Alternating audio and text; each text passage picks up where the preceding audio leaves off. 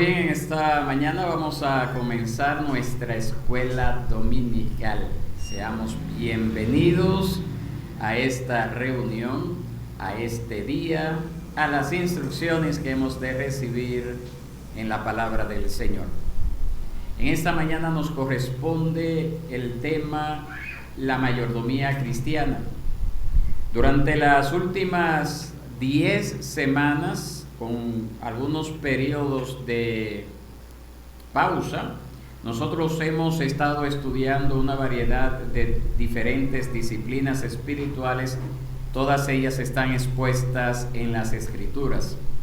Solo para repasar, para que sepamos de lo que hemos estado hablando durante estas últimas semanas, ¿alguien me podría recordar lo que queremos decir cuando usamos el término disciplina espiritual? ¿Qué significa eso? ¿Qué significa eso? Está bien, preste atención. Las disciplinas espirituales son las prácticas que Dios nos ha llamado a implementar en nuestras vidas para santificarnos, crecer nuestra confianza y dependencia de Él y aumentar nuestro amor por su pueblo. Vuelvo y repito, las disciplinas espirituales son las prácticas que Dios nos ha llamado a implementar en nuestras vidas para santificarnos, eso es lo primero. Número 2, para crecer en nuestra confianza y dependencia de Él. Y número 3, aumentar nuestro amor por su pueblo. ¿Cuál es el pueblo del Señor? La iglesia. Muy bien. Entonces, algunas de las disciplinas espirituales incluyen cosas como leer la Biblia, orar, ayunar, la confesión del pecado y el servicio. Y el propósito de esta clase no es dar una larga lista de cosas que tenemos que hacer y de las que deberíamos sentirnos culpables si no lo hacemos. No. El propósito de esta clase es que nos enfrentemos a la palabra de Dios y consideremos seriamente cómo la palabra del Señor nos llama a cada uno de nosotros a orientarnos y a modelar nuestras vidas delante del Señor y delante de las personas que nos rodean. Estas disciplinas no nos salvan, no son una manera de ganar el favor de Dios o de pagar a Dios por la gracia que Él nos ha dado gratuitamente en Cristo, porque nunca podremos pagar lo que el Señor ha hecho por nosotros, ni tampoco el Señor nos exigirá algún pago en deferencia a el favor que Él nos ha dado. No, solo la fe en Cristo es lo que a nosotros nos salva de nuestros pecados y nos restaura esa comunión que nosotros debemos de tener con el Padre Celestial. Estas disciplinas de las que le estamos haciendo referencia brotan, salen del corazón de alguien que ya ha sido redimido por la sangre de Cristo. Esto sale de adentro. Sale de adentro. Porque hemos recibido una salvación tan segura por las riquezas eternas que Cristo nos aseguró en su muerte y resurrección. Ahora entonces nosotros queremos vivir de una manera que le traiga gloria, que evidencie una confianza en sus promesas y señales a otros. Esa es la razón de las disciplinas espirituales. Y estas disciplinas espirituales son algunas de las principales maneras en que nosotros hacemos eso, esa vida de agradecimiento, esa vida de entrega por completo al Señor, esa vida de querer agradar a Dios, de darle la gloria al Señor. Nosotros leemos la Biblia, ¿por qué? Porque anhelamos conocer y obedecer todo lo que nuestro Dios nos ha revelado en las Escrituras. Nosotros oramos porque somos santos dependientes de nuestro Dios para la vida y la piedad. Nosotros confesamos nuestros pecados porque aunque nosotros hemos sido salvados del pecado en un sentido último, reconocemos que nuestra carne todavía batalla, se enfurece contra el Espíritu y cada vez somos más celosos por la santidad, y por esa razón oramos al Señor, y por esa razón buscamos su rostro, y por esa razón confesamos nuestras culpas delante del Señor. Así que es en ese sentido, queriendo saber a qué nos llama la Biblia para que podamos vivir vidas de acuerdo con la Biblia, vidas que traigan gloria a Dios, ocupemos entonces en esta mañana nuestro tema para este día, y es el tema la mayordomía cristiana. La mayordomía cristiana. Si yo le hiciera una pregunta, ¿qué es la mayordomía? ¿Qué usted pudiera decir? ¿Usted entiende por eso? ¿Qué entiende por eso, Rachel? ¿Qué es mayordomía? Cuando te hablan de mayordomía, ¿a qué se está haciendo referencia? ¿Qué te viene a la mente por así? Por primero, así de paso, así rápido. ¿Qué te viene a la mente? Mayordomía. ¿Y a ti qué te viene a la mente? Mayordomía. Es una palabra como que no se usa mucho en nuestros tiempos, y quizás por esa razón nosotros tenemos como una idea no clara de lo que es la mayordomía. A lo que nos referimos con mayordomía, oiga bien, es asumir la responsabilidad por las cosas que el Señor nos ha confiado.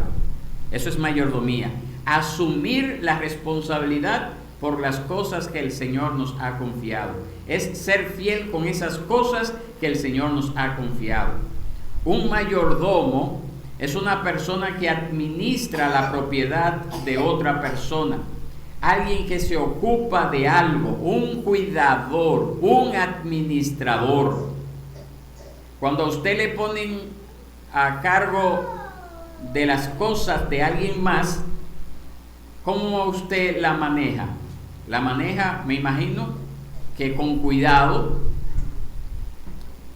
especialmente si esa persona está en una posición de autoridad sobre usted.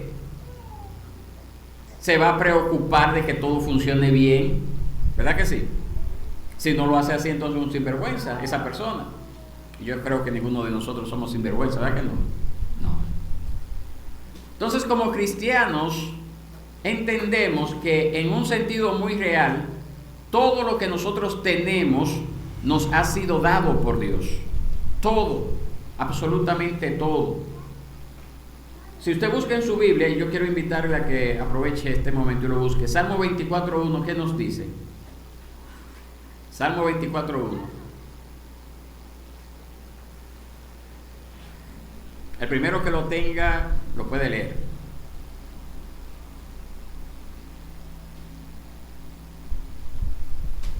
En la página 500, ¿ya lo tiene? Léalo.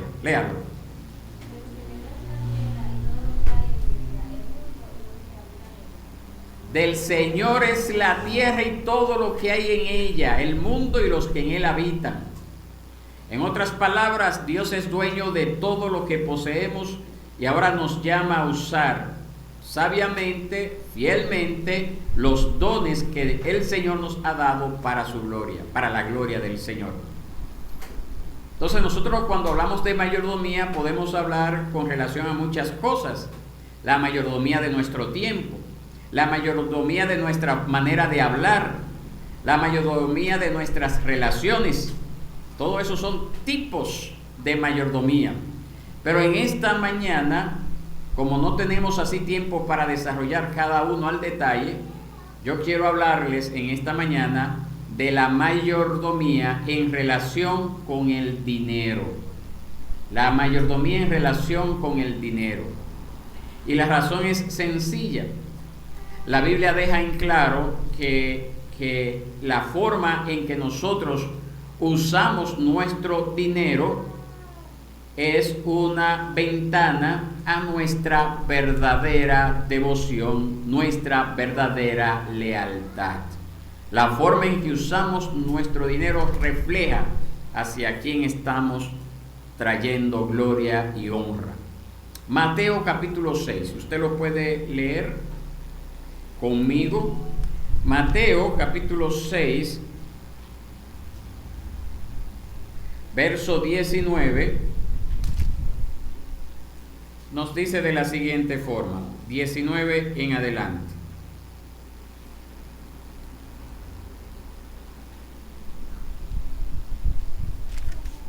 Dice así: no acumulen para sí tesoros en la tierra, donde la polilla y la herrumbre destruyen, y donde ladrones penetran y roban, sino acumulen tesoros, ¿dónde?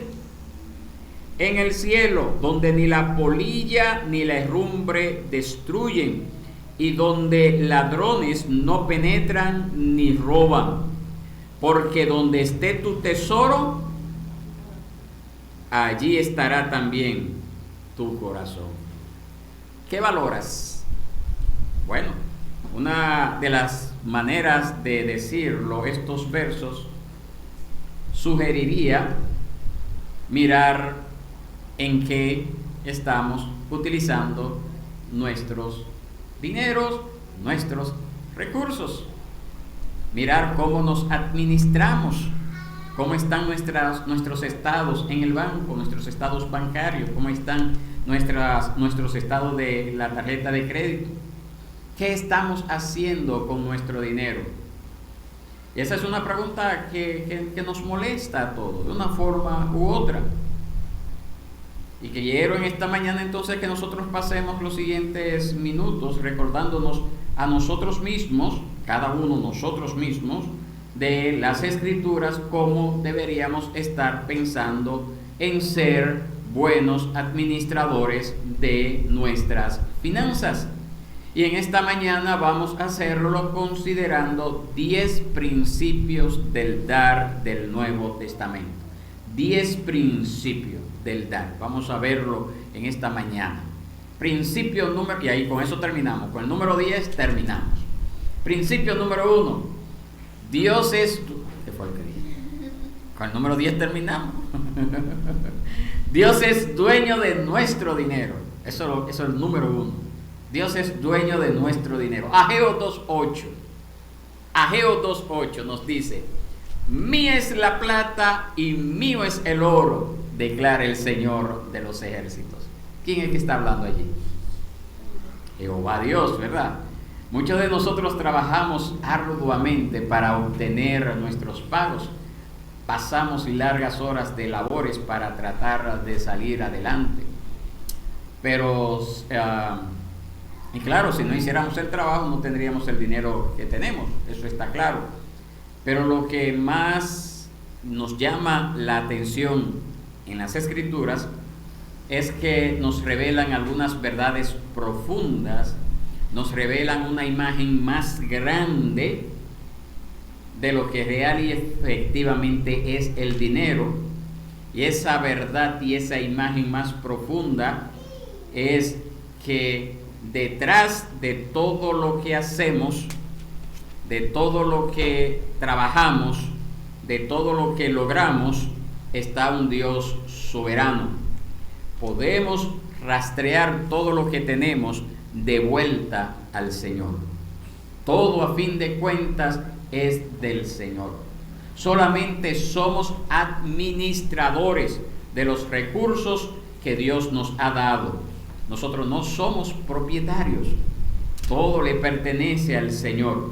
Y eso significa que la determinación primaria de cómo usamos nuestro dinero no debe de ser nuestra propia fantasía personal, nuestro deseo por lograr algo, sino que nuestra motivación primaria debe de ser las Sagradas Escrituras. La pregunta que tenemos que hacernos es, o no debe de ser, ¿cuánto de mi dinero le doy a Dios? Sino más bien, ¿cuánto dinero de Dios debo guardarme para mí? Esa es la pregunta. No es cuánto de mi dinero le doy a Dios, sino cuánto dinero de Dios debo de guardar para mí. Ese es el número 1.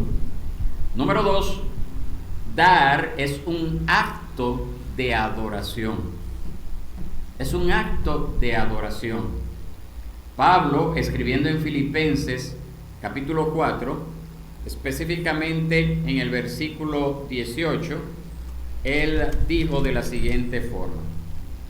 Filipenses 4, 18.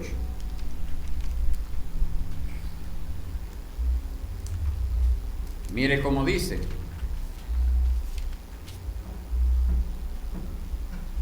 Pero lo he recibido todo y tengo abundancia.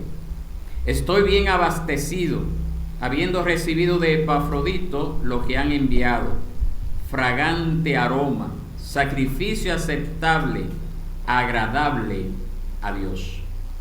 Pablo utiliza allí, Filipenses 4:18, el lenguaje de los sacrificios, el lenguaje de las ofrendas quemadas, de las ofrendas del templo en el antiguo pacto, al hablar de dar. Léalo de nuevo, mire cómo dice. Pero lo he recibido todo y tengo abundancia. Estoy bien abastecido, habiendo recibido de Epafrodito lo que han enviado, fragante aroma, sacrificio aceptable, agradable a Dios. Aquellos que se han entregado al Señor son libres para dar incluso en tiempos difíciles. Entonces, ¿qué es exactamente lo que hace la adoración? Y la respuesta a esta pregunta nos lleva a nuestro tercer punto. Es decir, el ofrendar es una forma de adorar a Dios. Aquí tenemos un pasaje bíblico que afirma esto, y también hay otros que veremos más adelante. Ahora, ¿qué está reflejando cuando yo doy, cuando yo participo de ese acto de adoración? Ese es el punto número 3. Dar refleja fe en la provisión de Dios. Dar refleja fe en la provisión de Dios. Dar es una indicación clara de cuánto confiamos en que Dios provee para nuestras necesidades. Considere el ejemplo que tenemos en el Evangelio según San Marcos, específicamente el capítulo 12, el versículo 41. Nos dice allí, mis hermanos, que Jesús se sentó frente al arca del tesoro y observaba cómo la multitud echaba dinero en el arca del tesoro. Y dice la palabra que muchos ricos echaban grandes cantidades allí, y que llegó una viuda pobre y echó 2 pequeñas monedas de cobre, algo sin valor prácticamente. Y dice que cuando Jesús vio esto, llamó a sus discípulos y les dijo: en verdad les digo que esta viuda pobre echó más que todos los contribuyentes al tesoro. Y el Señor le dijo a sus discípulos, y también nos dice a nosotros, porque todos los demás echaron de lo que les sobraba, pero esta viuda de su pobreza echó todo lo que poseía, todo lo que tenía para vivir. Y la pregunta que tenemos que hacernos: ¿qué reveló la ofrenda de la viuda acerca de ella? Precisamente lo que nos ocupa en este tercer tema. Reveló que confiaba en la provisión de Dios. Ella, a diferencia de la gente rica, hizo un sacrificio con su ofrenda y así mostró sorprendentemente su fe en Dios.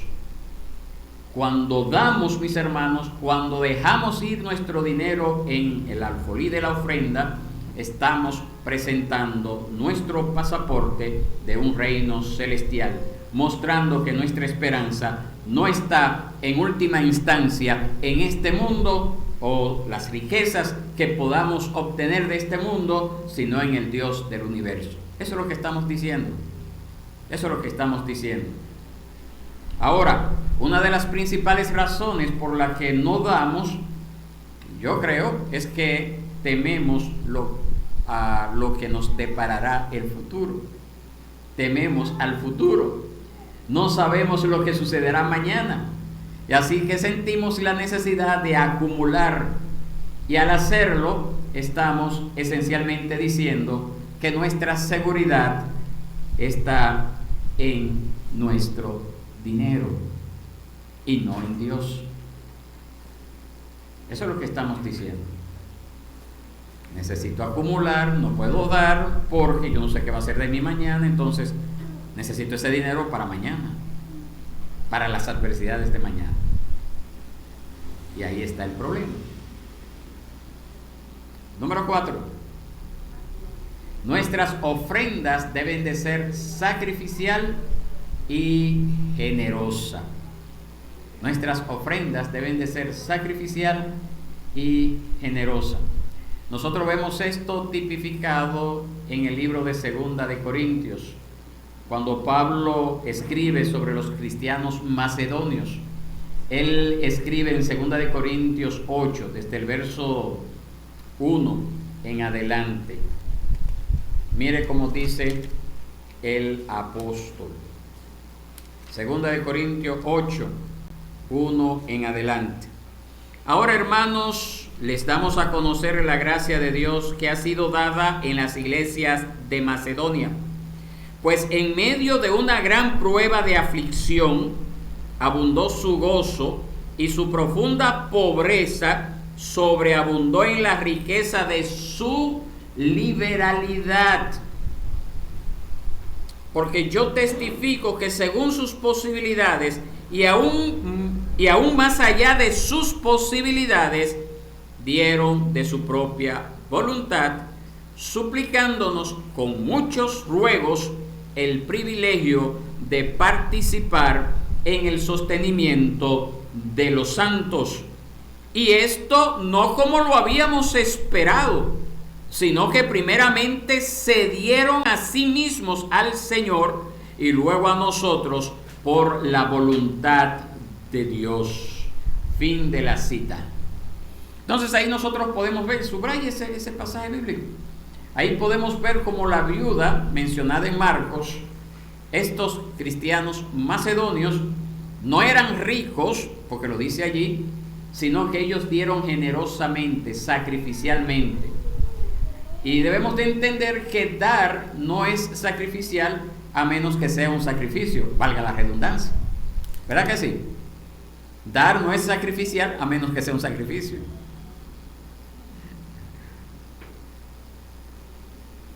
Y la pregunta que tenemos que hacernos, ¿se da usted la oportunidad de hacer diferentes elecciones sobre cómo usted vive?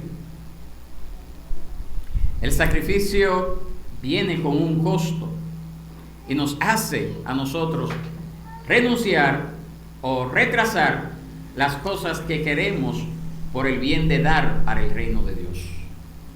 Eso es dar sacrificialmente, retrasar cosas que no están malas, pero que debemos de hacerlo por el bien del ministerio, por el bien del reino de Dios. Hay un libro que está en español que se llama Ministerios de Misericordia, por un pastor llamado Tim Keller, y él escribe de la siguiente forma en ese libro: si diezmamos sin ningún recorte de nuestro nivel de vida, entonces tenemos que dar más. Si diezmamos sin ningún recorte de nuestro nivel de vida, entonces tenemos que dar más. Piensen en ello. El dar para ser sacrificial tiene que golpear la casa, tiene que afectar la forma en que nosotros vivimos, las decisiones que tomamos. Lo más probable es que sea inconveniente el dar para la obra del Señor, pero debemos de estar dispuestos a hacerlo. Podría significar quedarnos sin adquirir algo que realmente queremos, que de verdad queremos, o dejar de hacer algo que siempre hemos querido hacer. Eso es el dar sacrificialmente. Pero mis hermanos y hermanas, teniendo en cuenta lo que nuestro Dios ha hecho por nosotros en Cristo, teniendo en cuenta las necesidades de las personas en nuestra iglesia, teniendo en cuenta la necesidad del Evangelio, de que sea proclamado en todo el mundo, ¿Debemos realmente lamentarnos por perder un poco de comodidad por el bien del reino de Dios? Tomando en cuenta todo eso que le acabo de mencionar. La respuesta sencilla es no. No, mis hermanos, tenemos que ser personas entregadas a lo que es la obra del Señor. Y debemos de hacerlo de una manera sacrificial, que nos cueste, no algo de lo que nos sobra. Hay muchos creyentes que tienen un problema con este aspecto, les da de lo que les sobra, como puede, cuando resuelve todos sus problemas y le queda algo. Pero la Biblia no enseña eso en ninguna parte, mis hermanos. Y a pesar de que nosotros no somos de la teología de la prosperidad, de esos movimientos apostólicos que usted ve en la televisión, en la radio, en las redes sociales, pero hay principios que sí están en las Escrituras y que no podemos dejar de lado porque aquellos lo mal utilicen. Amén. Váyame tomando ahí nota de sus preguntas, porque al finalizar queremos tener un tiempo de preguntas y respuestas. Número 5. Dar refleja la confianza espiritual. Dar refleja la confianza espiritual. Considere por un momento el pasaje que encontramos en Lucas 16, específicamente versículos 10 al 13. Lucas 16, versículos 10 al 13. Si usted guste, anótelo o cáigame atrás y léalo conmigo. Lucas 16, 10 al 13.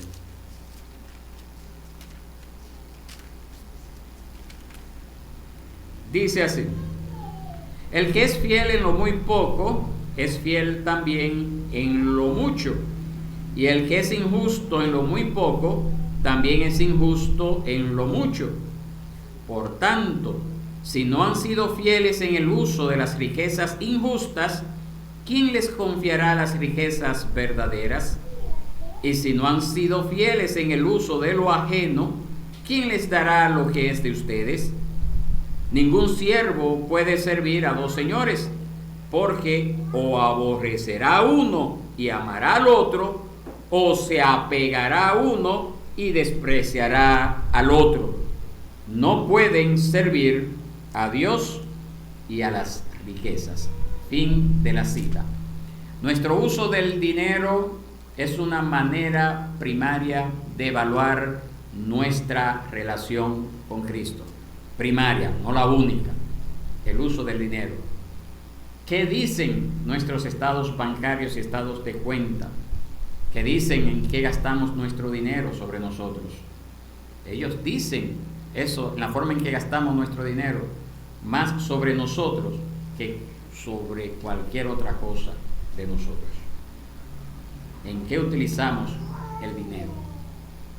Si después de morir nosotros, un biógrafo, una persona que hace la biografía, hiciera nuestra biografía, y ese biógrafo tuviera acceso a nuestros registros bancarios, transacciones, compras, gastos, ¿qué conclusiones extraería de nuestros valores, de lo que realmente nos importa? ¿Qué revelaría acerca de nuestro caminar con Cristo? ¿Qué revelaría? ¿Qué revelaría de nosotros? Recuerde la historia de Zaqueo, este hombre que entregó la mitad de su dinero a los pobres, y nos dice que él pagó 4 veces a todos los que había ofendido. Y recuerden también al joven rico gobernante que al pensar en separarse de sus riquezas, en la Biblia dice que él se fue triste. Uno hizo del dinero su Dios y otro hizo del dinero su siervo. Uno sostenía el dinero con un puño cerrado y apretado, el otro abrió la mano por amor a Dios. ¿Qué les parece?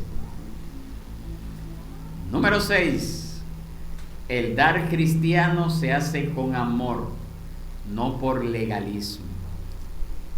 El dar cristiano se hace por amor o con amor, no por legalismo. Nuestro dar es una respuesta a un Dios que nos ha dado todo lo que necesitamos y más.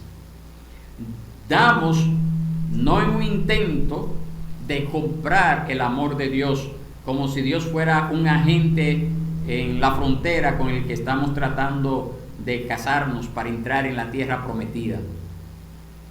No, mis hermanos, nosotros damos porque Dios nos ha amado primero. Eso es lo que dice la palabra en 2 Corintios 8, 7 al 9, que es un buen recordatorio para nosotros. 2 Corintios 8, 7 al 9, se los leo, anótelo, tómelo en cuenta. Dice así: pero así como ustedes abundan en todo, en fe, en palabra, en conocimiento, en toda solicitud y en el amor que hemos inspirado en ustedes, vean que también abunden en esta obra de gracia. No digo esto como un mandamiento, sino para probar por la solicitud de otros también la sinceridad del amor de ustedes. Porque conocen la gracia de nuestro Señor Jesucristo, que siendo rico, sin embargo, por amor a ustedes, se hizo pobre, para que por medio de su pobreza, ustedes llegaran a ser ricos. Fin de la cita. Dios nos ha hecho ricos en Cristo. Él nos ha asegurado la vida eterna, en lo que ese himno llama mansiones eternas. Por lo tanto, mis hermanos, nosotros debemos de dar como una expresión de nuestro amor por nuestro Padre Celestial, cuya generosidad para con cada uno de nosotros en Cristo verdaderamente no tiene fin. Por eso debemos de dar por lo que el Señor ya ha hecho por nosotros, por lo que nos ha garantizado a nosotros. Número 7. El dar cristiano debe de hacerse alegremente. El dar cristiano debe de hacerse alegremente. Dios no solo quiere que demos, más que eso, a Él le interesa nuestro corazón. Porque es muy posible dar por los motivos equivocados. Dios se preocupa por nuestros corazones. ¿Usted conoce a 1 Corintios 13? ¿Sabe de qué trata ese capítulo 13? ¿De qué trata? Es el capítulo del amor. Es un gran capítulo poético lleno de versículos sobre el amor. ¿Y usted sabía que allí hay una línea sobre el dar? ¿Usted sabía eso? ¿Tú lo sabías, Wendy? Hay una línea ahí sobre dar. Verso 3. ¿Lo pueden buscar? 1 Corintios 13:3. Búsquelo a ver qué dice.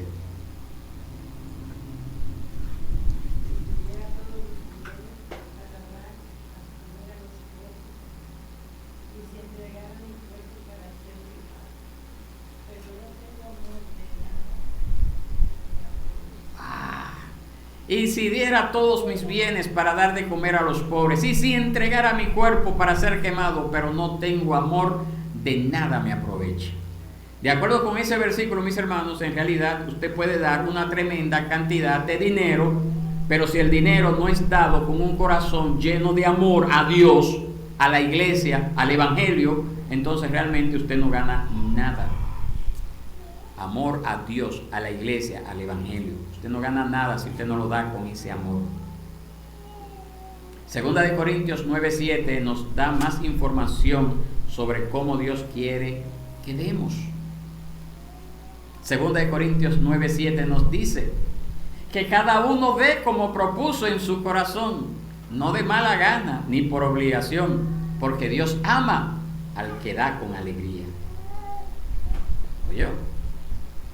En otras palabras, no debería ser solo el cumplir con un deber, sino que debería de ser una delicia cuando usted cumple con ese deber.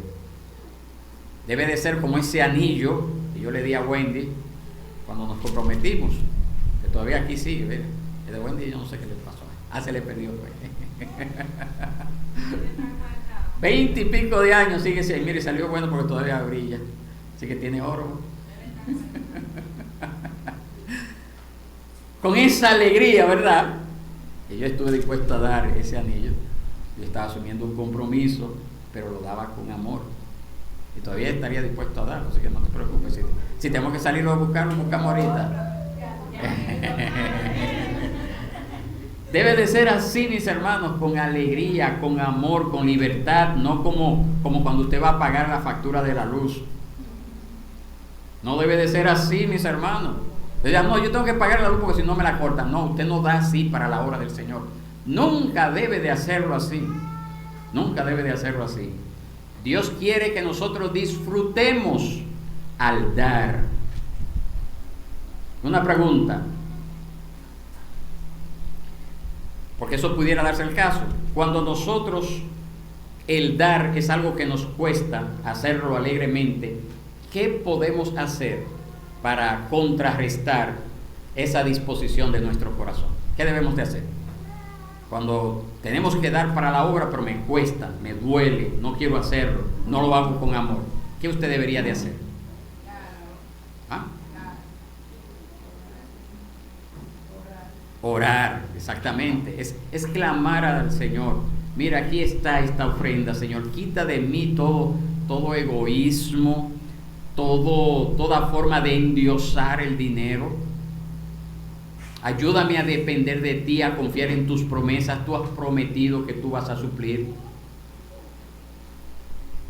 en toda adversidad, y si a ti te place no suplirme, pues que así, con esa misma generosidad, yo siga dando. Tomando como referencia a la viuda, ¿se acuerdan? Y la iglesia en Macedonia. Es orar, mis hermanos, pedir al Señor que nos quite ese ídolo que hemos hecho del dinero, porque estamos pecando, porque le hemos quitado el lugar que Dios se merece. Entonces siempre acompañar ese acto de dar, cuando nos cuesta, cuando nos duele, cuando no hay amor, acompañarlo de oración. Amén. Número 8. Dar es una respuesta apropiada a las necesidades reales. Dar es una respuesta apropiada a las necesidades reales. Como cristianos en la iglesia local, nosotros estamos llamados a dar regularmente, pero también en respuesta a las necesidades específicas a medida que surgen. El libro de Hechos está lleno de ejemplos de este caso. Nosotros leemos en Hechos capítulo 2 que todos los creyentes estaban juntos, que todos tenían todo en común. No hay un mandamiento allí específico, eso es algo descriptivo. ¿Se acuerdan de lo que hablamos hace un par de semanas atrás? De lo que es prescriptivo y lo descriptivo. Hechos 2 solamente está describiendo cómo vivían los cristianos del primer siglo, que todo tenían en común, que vendían sus posesiones y bienes y daban a cualquiera que lo necesitara. Eso es una imagen hermosa, mis hermanos, de la comunidad cristiana en todas las escrituras, específicamente aquí también en Hechos. Entonces nosotros estamos llamados a cuidar de nuestra familia. Y cuando nosotros leemos a Primera de Timoteo, capítulo 5, verso 8, sabemos que tenemos una familia espiritual de la cual también el Señor nos manda a cuidar. En ocasiones somos llamados a cuidar de nuestra familia espiritual cuando surgen las necesidades.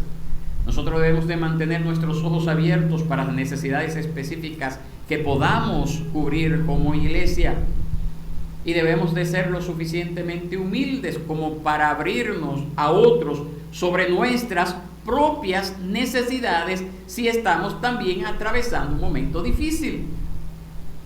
Porque hay personas que no les gustan, ¿verdad?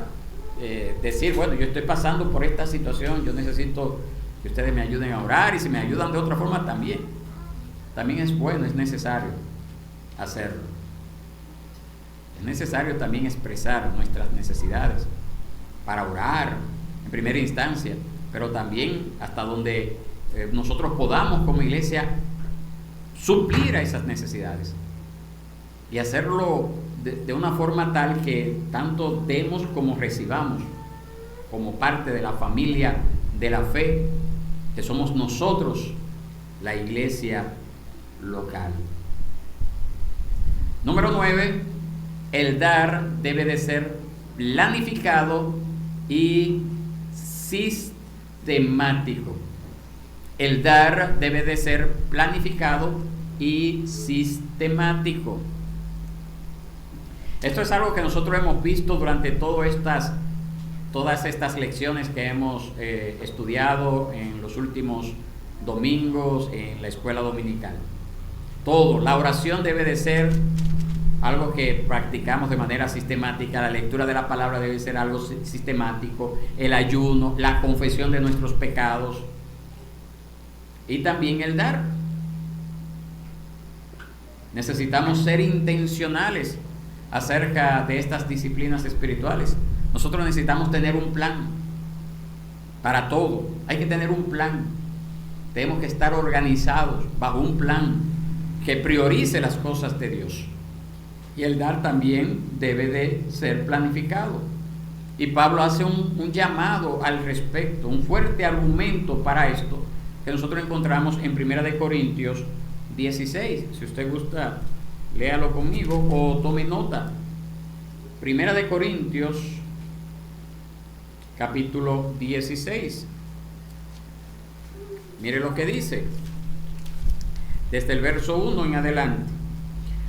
Ahora bien, en cuanto a la ofrenda para los santos, hagan ustedes también como instruí a las iglesias de Galacia, que el primer día de la semana cada uno de ustedes aparte y guarde según haya prosperado, para que cuando yo vaya no se recojan entonces ofrendas.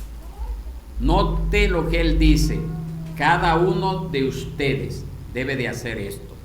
Cada uno de ustedes, todos los que dicen ser creyentes y esperan expresar su mayordomía del dinero de Dios de esta manera, deben de dar de una manera planificada y sistemática. Planificada y sistemática. Nosotros debemos de dar en buenos tiempos, pero también debemos de dar en malos tiempos. ¿Entiende? Si trabajamos a tiempo completo, debemos de dar. Si trabajamos a tiempo parcial, debemos de dar. Si ganamos mucho, debemos de dar. Si ganamos poco, debemos de dar. Y tenga en cuenta también lo que dice ahí: según, ¿qué cosa? Haya prosperado. Haya prosperado.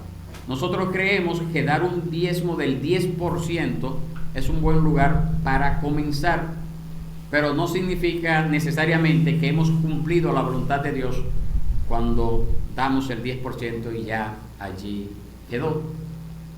Más importante que el porcentaje real, de nuevo, es la forma en que estamos dando. ¿Es sacrificial? ¿Es generosa? Puede ser, mis hermanos, que el 10% viene a ser como un piso para subir a partir de ahí. No es hasta ahí llegué y ya cumplí, porque hasta ahí llegué. No, es el piso, de ahí partimos hacia adelante.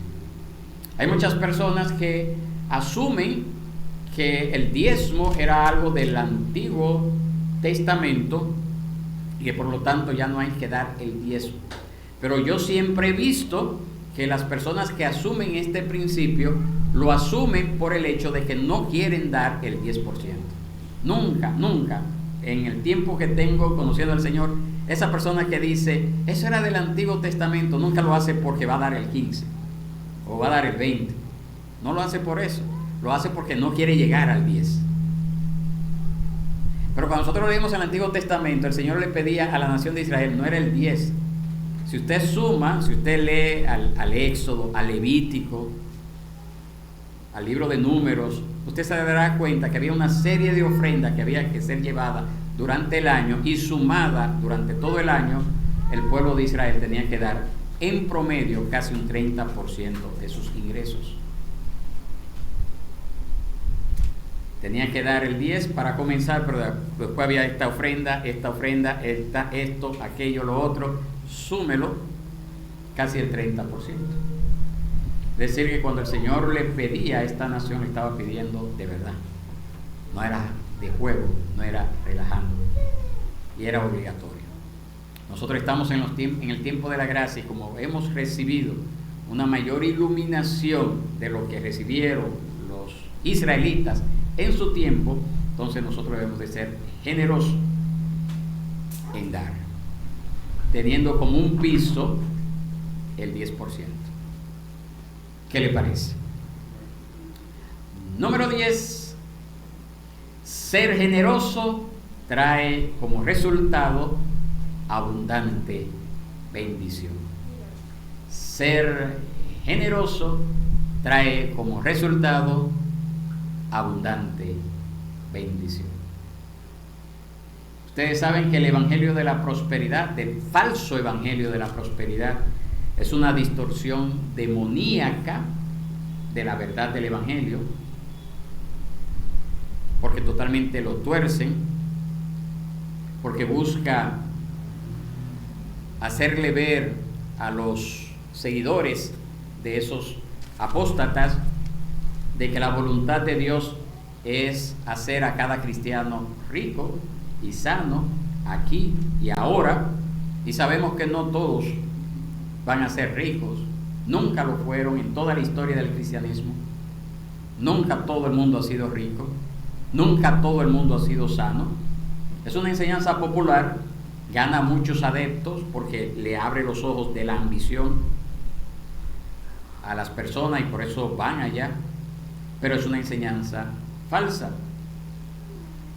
Y lo que hace que esta enseñanza sea falsa es porque tuercen las escrituras. Tuercen las escrituras. Y tuercen las escrituras porque hay pasajes que nos hablan acerca de la bendición de dar. Y de hecho hay muchos pasajes del Nuevo Testamento que indican que las bendiciones terrenales en esta tierra van a ser dadas a aquellos que sean buenos administradores del dinero que Dios le ha dado. Eso es cierto. Eso es cierto. Dios prospera a aquellos que son fieles. Para que ustedes lo tengan como referencia, busquen en su Biblia a Lucas 6:38. Lucas 6:38.